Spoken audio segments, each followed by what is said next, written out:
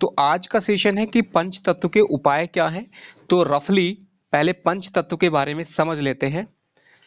ये पंच तत्व जो हमें वास्तु के अलावा हर क्षेत्र में, हर फील्ड में काम आते हैं। पंच तत्व का मतलब है, आप इसकी जो राइटिंग है उसको समझने की कोशिश ना करें, सीधे सीधे मेरे शब्दों को, मेरी आवाज़ को सुने और जो थोड़ा मैं लिखता हूँ उस पर थोड़ा ध्यान दे सकते हैं। ओके, तो सबसे पहले मैं शुरुआत करना चाहूँगा स्ट्रेट वे कि इस ब्रह्मांड में, इस स्पेस के अंदर सबसे पहले जब कुछ भी नहीं था तो सबसे पहले था स्पेस। स्पेस का मतलब है शून्य। शून्य मतलब जहाँ पर सिर्फ चेतना हो, चेतना स्वरूप जो विष्णु भगवान का रूप है, ओके, वो है माया रूप, और उसके अंदर जो शक्ति है वो है आदि शक्ति। तो ये शक्ति इस तरह से विष्णु रूप में रहती है कि जिसको काल पुरुष हम अपने घर पे बोलते हैं, और जो आप देख सकते हैं कि जो वास्तु पुरुष है वैसे ही ब्रह्मांड में काल पुरुष है। आगे बढ़ते हैं कि ये जो स्पेस एनर्जी है ये दो पार्ट में डिवाइड होती है। मैंने पहले बताया था आपको कि फायर और एयर, पहले फायर और एयर, उसके बाद वाटर, और नीचे आता है अर्थ यानी पृथ्वी तत्व। तो बीच में स्पेस है। अभी स्पेस सबसे पहले होता है, स्पेस से बनते हैं फायर एंड अर्थ, उसके बाद अर्थ, फायर एंड एयर और वाटर एंड अर्थ। ओके, सो ये होने के बाद मैंने आपको बताया था कि इनका अलग अलग क्या क्या मीनिंग है। जैसे कि स्पेस मतलब आकाश, जो हमारे घर में अगर साइलेंस बहुत अच्छा है, मतलब वहाँ पर अननेसेसरी वाइब्रेशन, जैसे कि टीवी का आवाज़ या फिर जो मशीनरी है उनका इलेक्ट्रोमैग्नेटिक वेव्स, वो सब अगर नहीं है तो स्पेस मतलब वहाँ पे एनर्जी अच्छा है। एयर का मतलब है जो आपके अंदर घर पे जो टेम्परेचर है वो अगर ठीक है। फायर, फायर का मतलब है अग्नि तत्व जो वहाँ पे कलर को दिखाता है, लाइटिंग एलिमेंट। वाटर, घर के अंदर वाटर के बारे में बताया। अर्थ का मतलब है स्मेल से। अर्थ का मतलब है घर के अंदर जितना भी आपका मैटर है, मटेरियल है, वो सारे चीज़ें। तो वो सारी चीज़ें मैंने बताई थी। और इसके लिए आपकी जो 5 फिंगर्स हैं, 5 उंगलियां, आप इस पे अपने एलिमेंट को याद कर सकते हैं। जो आपका अंगूठा होता है, थंब, वो होता है अग्नि तत्व का कारक। ऐसा क्यों है? क्योंकि अंगूठे के पास में शुक्र और मंगल पर्वत होता है, तो अग्नि का कारक है वो। तो अंगूठा हो गया फायर, उसके बाद आती है first finger, that is index finger. जो इंडेक्स फिंगर है हमारे हाथ में, वो है फर्स्ट फिंगर, इंडेक्स आकाश तत्व। इसको अगर मैं हाथ को छोटा सा एक ड्राइंग बना के बताता हूं आपको।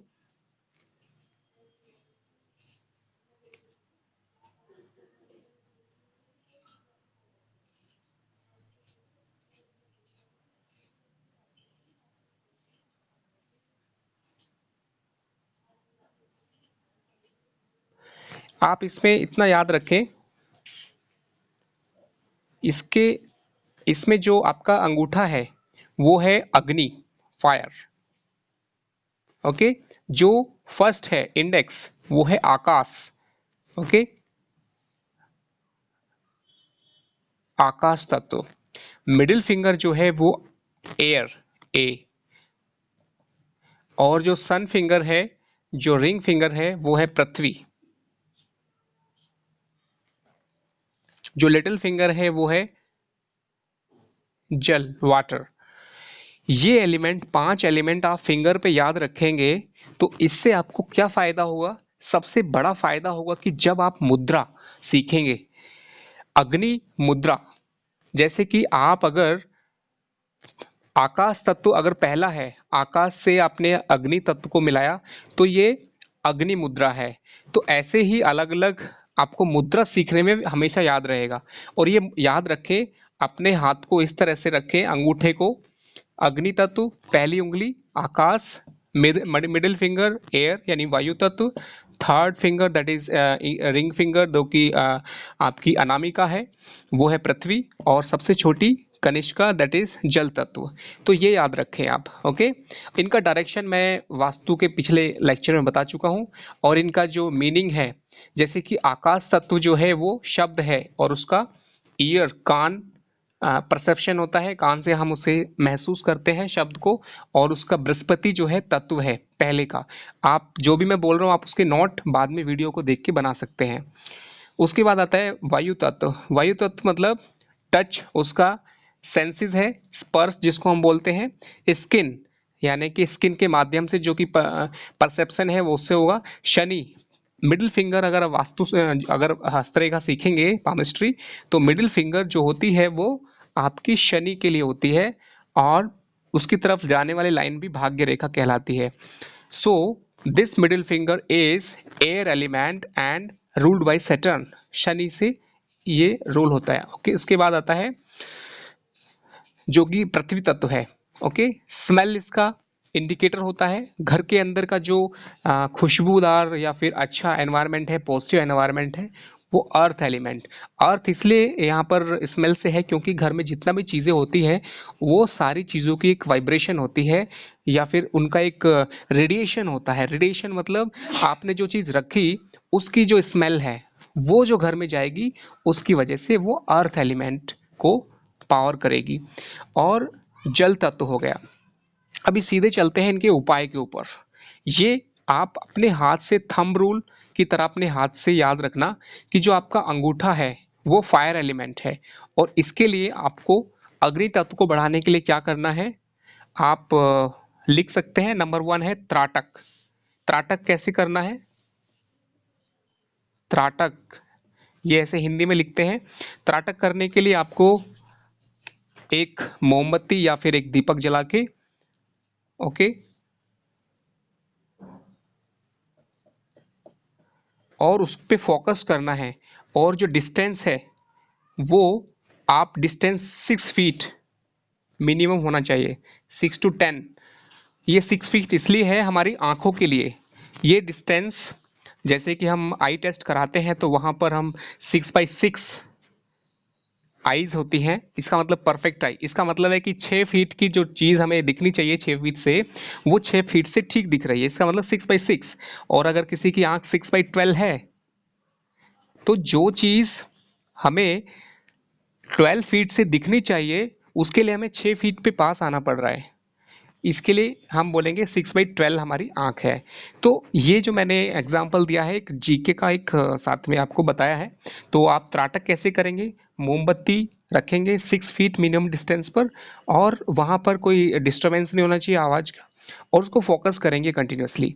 आप इस चीज़ को बीच में ऐसे पेन से भी फोकस कर सकते हैं, अपना पेन को ऐसे पकड़ के, और अपना जो दोनों आंखों के बीच का है वो आंखें बंद करके उसके बाद नेक्स्ट करना है। तो first is trataka with open eye, and second is अपना जो आप दोनों आंखों के बीच में है आज्ञा चक्र, उस पर ध्यान लगाना है, वो सेकंड स्टेज है।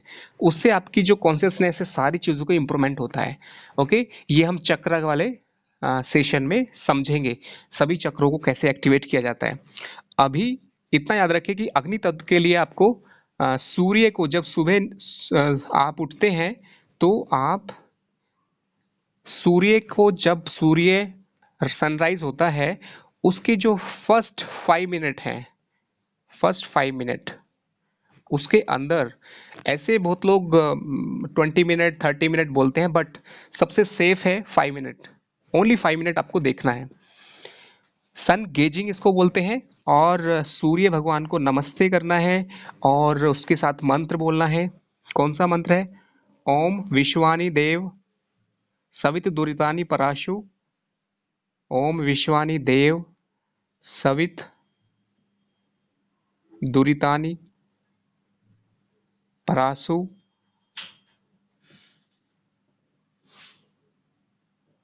यद भद्रम तन्न आसु। अभी समय की कमी के कारण मैंने जल्दी जल्दी लिखा है, बट आप मेरी आवाज़ से आप इसको गूगल कर सकते हैं। सिंपली सूर्य का मंत्र, ओम विश्वानि देव सवित दुरितानि परासु यद भद्रम तन आसु। ये क्या है? जो सूर्य का एलिमेंट है उसके लिए मैंने उपाय बताया, सनगेजिंग त्राटक। उसके बाद आता है वास्तु का उपाय सूर्य के लिए, कि सूर्योदय से लेके दोपहर तक का जो टाइम है आप ईस्ट एंड नॉर्थ साइड की विंडो को खोल कर रखना है। सबसे इम्पोर्टेंट जो टाइम है मॉर्निंग, आप रख सकते हैं एटलीस्ट 5 मिनट 10 मिनट के लिए, मॉर्निंग 4 o'clock से लेके 7 o'clock के बीच में। ये सबसे ज़्यादा ऑस्पिशियस टाइम है जब वास्तुशास्त्र जो के अकॉर्डिंग जो वास्तु पुरुष है उसका जो ऑस्पिशियस एनर्जी है ईशान्य कोण का वो सबसे ज़्यादा रहता है। तो ये एक उपाय है। इस समय पर आप ईस्ट साइड की एंड नॉर्थ साइड की एटलीस्ट एक साइड की आपको खिड़की, डोर डोर नहीं खोल सकते तो एटलीस्ट खिड़की थोड़ा सा ओपन कर सकते हैं, सो दैट जो बहुत ही एनर्जेटिक प्योरीफाइड एयर है वो आपके घर में आए। आप उस टाइम पे एग्जॉस्ट फैन चला सकते हैं सो दैट उसका वेंटिलेशन हो जाए। ओके, ये हो गया अग्नि तत्व के उपाय। अभी आता है आकाश तत्व के लिए। आकाश तत्व के लिए क्या उपाय है? भ्रामरी।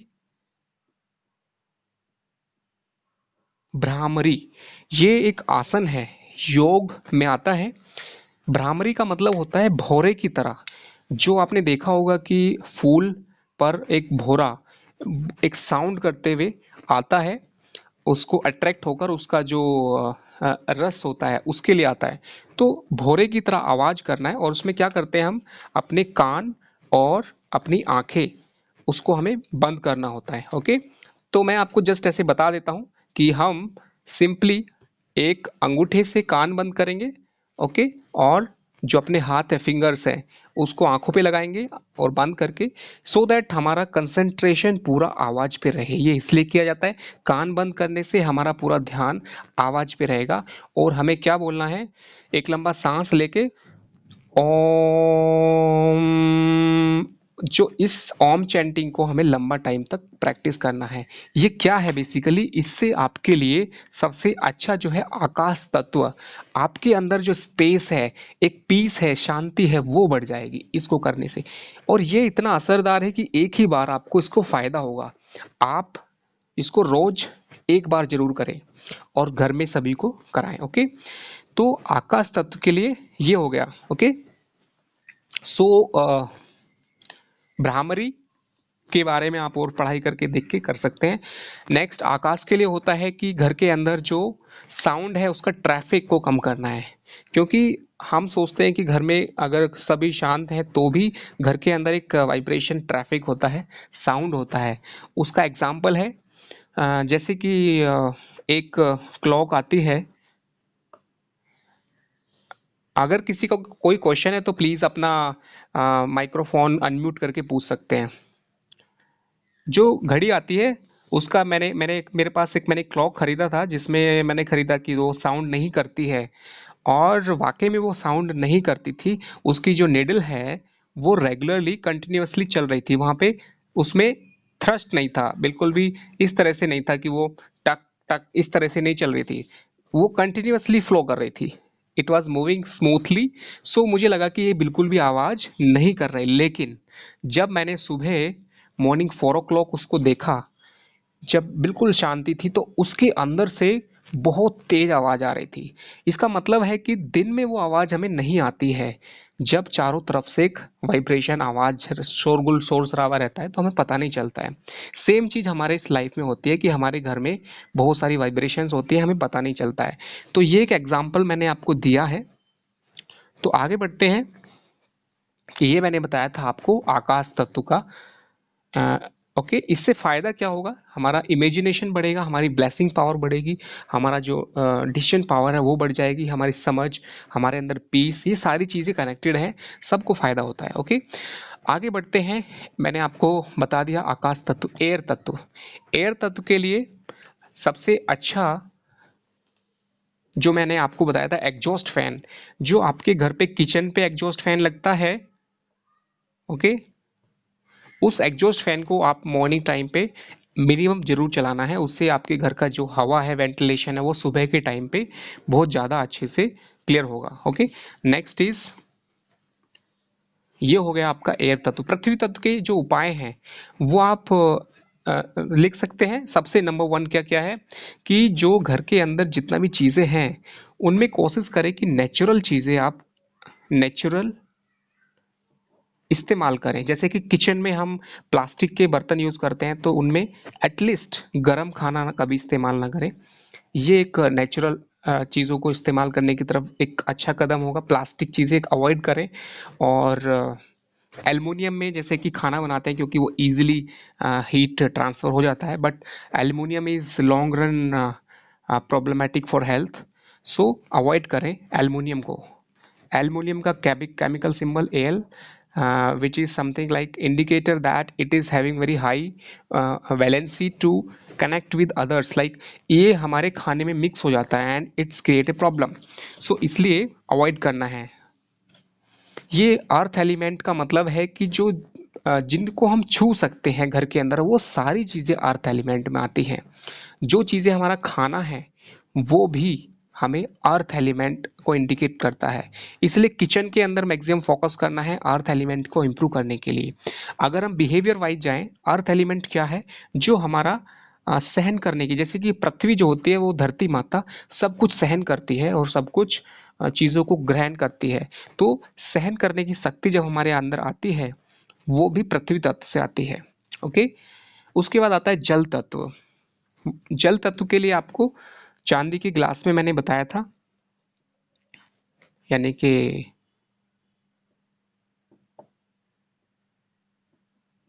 ओके मीन्स अगर संभव है आपके लिए तो you can use this silver glass.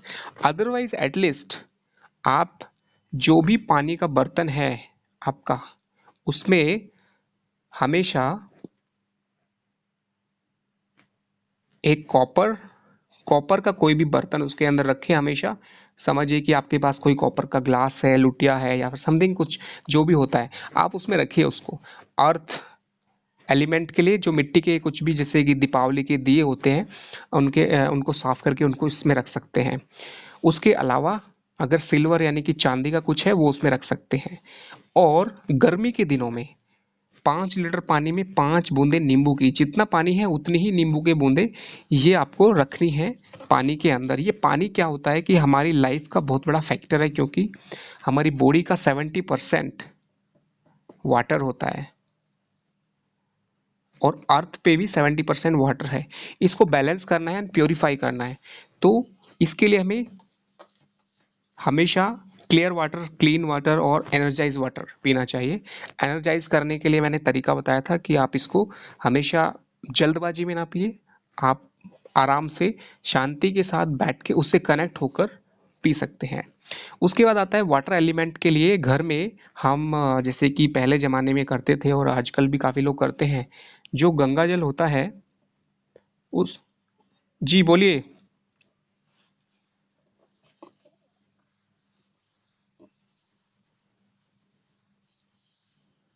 जी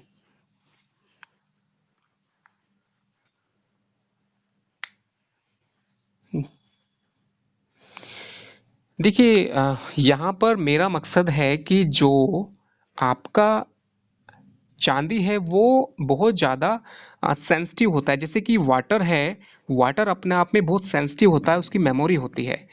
अभी वो मेमोरी अपना काम करेगी, बट उसके साथ में अगर चांदी का ग्लास हमने लिया, चांदी का ग्लास का क्या क्वालिटी होता है कि वो एक सॉफ्ट मेटल है।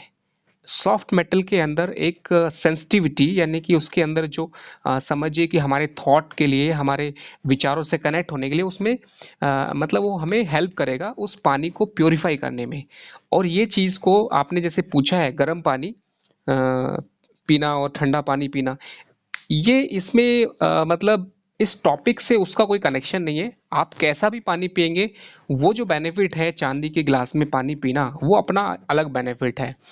और आपको इसके ऊपर आप रिसर्च कर सकते हैं कि चांदी जो होती है वो हमारे हेल्थ के लिए बहुत ही अच्छी होती है। चांदी का मतलब है कि चांदी का जो इसेंस है, अगर हम चांदी के बर्तन में पहले ज़माने में खाना भी खाते थे, चांदी का जो इसेंस होता है वो बहुत ही पावरफुल होता है। जैसे कि कुछ ब्रांड च्यवनप्राश की हैं जिसमें सोना चांदी करके उन्होंने पब्लिसिटी किया और वो काफ़ी बिका मार्केट में। तो चांदी का यहाँ पे सिर्फ कनेक्शन है उसकी एनर्जी से, और गर्म पानी ठंडा पानी से आप इसमें ना इसको डिफ्रेंशिएट करें।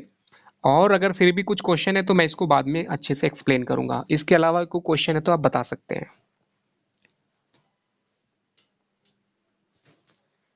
चलिए आगे बढ़ते हैं। सो ये है कि आपका जो वाटर एलिमेंट है उसके लिए आप हमेशा साफ, प्योरीफाइड एंड एनर्जाइज वाटर, तो हम एनर्जाइज वाटर के ऊपर ध्यान नहीं देते, उसके लिए मैंने आपको ये बताया है।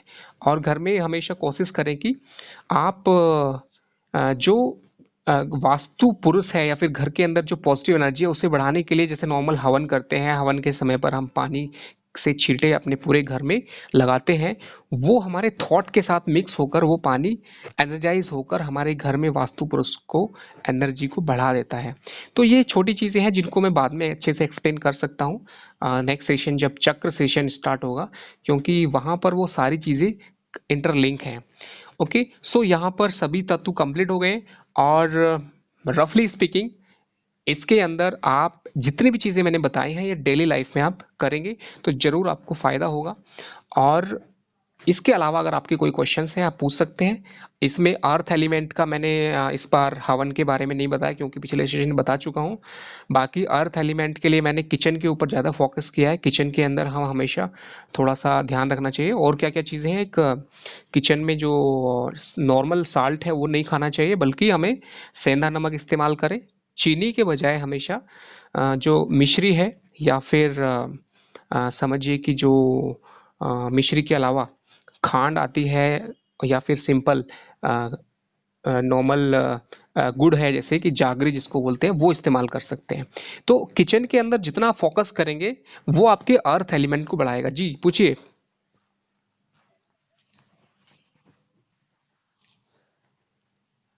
जी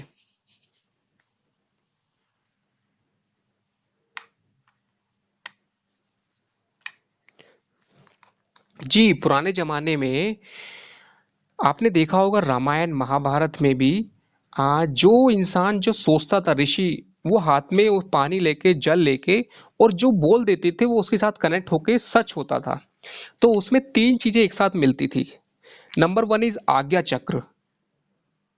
आज्ञा चक्र का मतलब है हमारे यहाँ पर जो थर्ड आई है, यहाँ पे अगर ये एक्टिवेट हम कर लेते हैं तो दिल से हम जो सोचते हैं या बोलते हैं वो हो जाता है। तो एज ए इस फील्ड में ऑकल्ट साइंस में अगर लोगों को सक्सेस होना है कि आपका प्रिडिक्शन अच्छा हो, आपकी चीज़ें सही निकले, तो आपको आज्ञा चक्र पे काम करना होगा। और ये आज्ञा चक्र के लिए मैं बताऊंगा चक्र वाले सेशन में। और पुराने ज़माने में जो पानी का इस्तेमाल होता था वो वाकई में बहुत ही सेंसिटिव होता है, एनर्जी होती है उसमें, एक चेतना होती है। और पानी को हम क्या बोलते हैं कि सभी देवता उसमें निवास करते हैं, मतलब उसके अंदर जो कॉन्शियसनेस है वो बहुत ज़्यादा है। सभी देवता का मतलब उसमें ये नहीं है कि सारे देवता उसमें हम ढूंढेंगे तो मिल जाएंगे, उसका मतलब है कि सभी तरह की अच्छी एनर्जी वो पानी रिसीव कर लेता है और वो हमें फायदा करता है। उसका एक ये मतलब है कि वो देव तुल्य बन जाता है, मतलब डिवाइन बन जाता है। हमारी जो पॉजिटिव एनर्जी है उसको ग्रहण कर लेता है। ओके, इसलिए वहां पर है। और दूसरा, पुराने जमाने में कोई भी हवन होता है या कुछ भी शुद्धिकरण होता है, और आपने सुना होगा जब आप मंत्र बोलते हैं, येन बद्धो बलिराजा दानवेंद्रो महाबलय, मतलब जब हम कलावा बांधते हैं तो उस समय पर भी आपका पहले शुद्धिकरण होता है। और शुद्धिकरण का मतलब भी यह है कि जो जल है वो बहुत कम आपको मिलेगा शुद्धिकरण के लिए, लेकिन उसके अंदर एक थॉट जुड़ा हुआ है। आप जरूरी नहीं कि आप बहुत ज़्यादा जल का इस्तेमाल करें तभी शुद्धिकरण होगा। आप अगर थोड़े से जल लेकर भी मन में जो विचार लेके आते हैं, आप इस चीज़ को प्रयोग कर सकते हैं डेली लाइफ में। आप डेली जो है जो भी आप दिल से चाहते हैं पानी रखें अपने हाथ में, हाथ पूजा के समय में, और मन में वो उस चीज़ को सोचें अपने हाथ में पानी रखते हुए, और मन में जो भी चाहते हैं वो सोचें और उसको भगवान को समर्पित कर दें। ओके, तो ये अपने आप में एक बहुत अच्छा प्रयोग होगा और आपको इसका एक अच्छा रिजल्ट मिलेगा। तो ये सारी चीज़ें डिटेल में चक्रा वाले सेशन में मैं बताऊंगा, क्योंकि चक्रा में पूरा रेमेडीज है। जितनी भी मैं चीज़ें बताऊंगा चक्रा में, दैट विल बी एक कंप्लीट रेमेडी। चलिए, आज इस सेशन के लिए अभी इतना ही। बाकी अगर इससे रिलेटेड कोई आपके क्वेश्चंस हैं तो हम अगला सेशन लेंगे। अगर ज़्यादा क्वेश्चंस नहीं है then next session will be tomorrow. Okay, thank you so much and hopefully आज के जो उपाय हैं ये आपको ज़रूर, इनको आप ध्यान से दोबारा से वीडियो के थ्रू देखेंगे, समझेंगे एंड करेंगे तो आपको ज़रूर फ़ायदा करेंगे, क्योंकि ये सारे उपाय मेरे खुद के अनुभव किए हुए, एक्सपीरियंस किए हुए सभी टिप्स हैं, उपाय हैं जो आपको भी फ़ायदा करेंगे। ओके।